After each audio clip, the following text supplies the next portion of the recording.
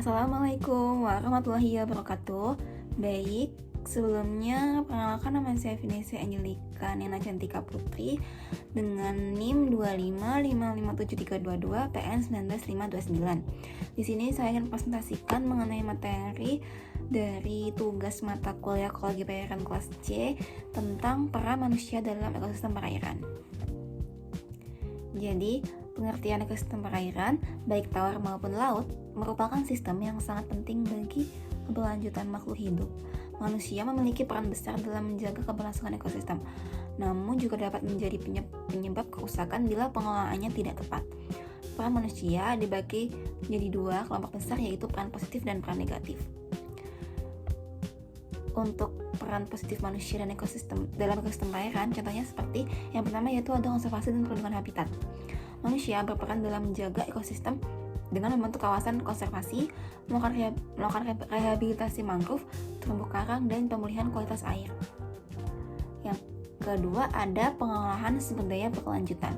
Nah, manusia mengelola perairan dengan cara yang tidak merusak dan menguras sumber daya secara berlebihan.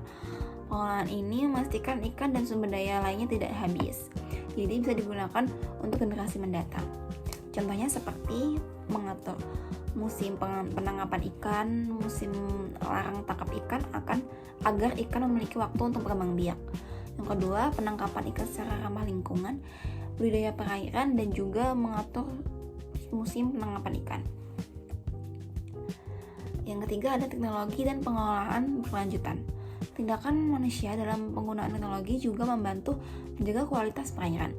Misalnya, pengukuran kualitas air dan pengelolaan limbah. Contoh lainnya seperti instalasi pengelolaan air limbah atau IPAL di pabrik yang menyaring air limbah sebelum dibuang ke sungai.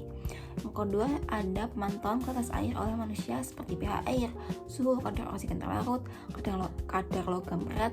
Hal ini dilakukan untuk menjaga kesehatan organisme perairan. Oke, yang kedua ada peran negatif manusia dalam ekosistem perairan. Yang pertama seperti pencemaran perairan. Kegiatan manusia yang tidak terkontrol sering mencemari perairan. Limbah cair, sampah plastik, dan zat kimia menyebabkan air menjadi rusak dan tidak layak untuk makhluk hidup. Contohnya, pembuangan sampah rumah tangga langsung ke sungai hingga menyebabkan air keruh dan ikan mati.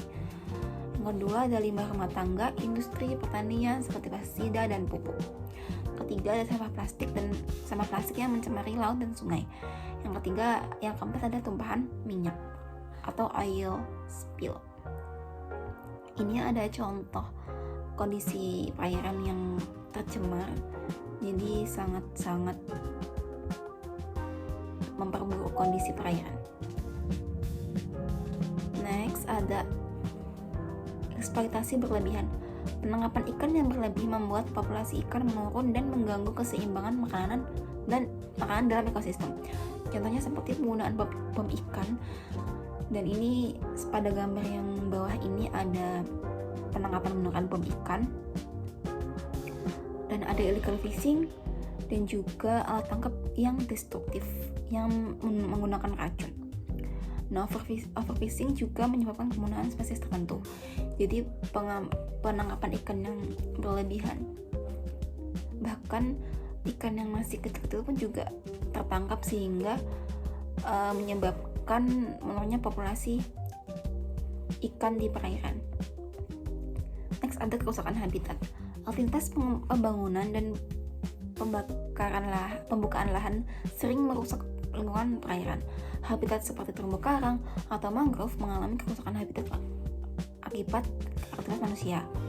Contohnya seperti reklamasi pantai yang menguruk laut sehingga tempat berkembang biak ikan hilang.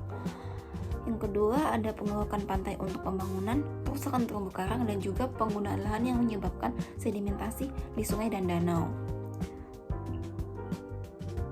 Kemudian ada perubahan iklim.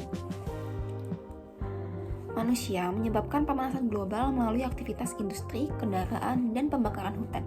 Dampaknya sangat besar bagi ekosistem perairan.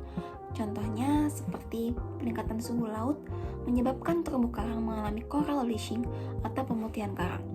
Peningkatan suhu air laut, kenaikan permukaan air laut, dan juga perubahan pola hujan yang mempengaruhi debit sungai. Nah, di sisi lain kita memiliki upaya untuk menjaga ekosistem perairan tersebut.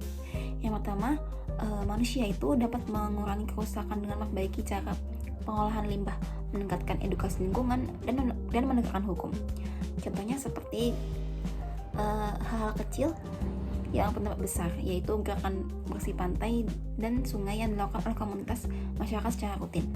Kedua, ada edukasi dan kampanye lingkungan dengan mengajak masyarakat untuk menjaga kebersihan sungai dan pantai, melindungi hewan-hewan yang terancam punah, dan penggunaan teknologi yang ramah lingkungan. Di sini ada beberapa contoh gambar, yaitu bagaimana masyarakat membantu membersihkan sungai bersama-sama dan juga penanaman pohon. Dan ini ada teknologi yang bermanfaat sekali di sektor perikanan. Jadi itu materi yang dapat saya sampaikan. Bila ada salah kata dan salah informasi, saya mohon maaf. Terima kasih. Wassalamualaikum warahmatullahi wabarakatuh.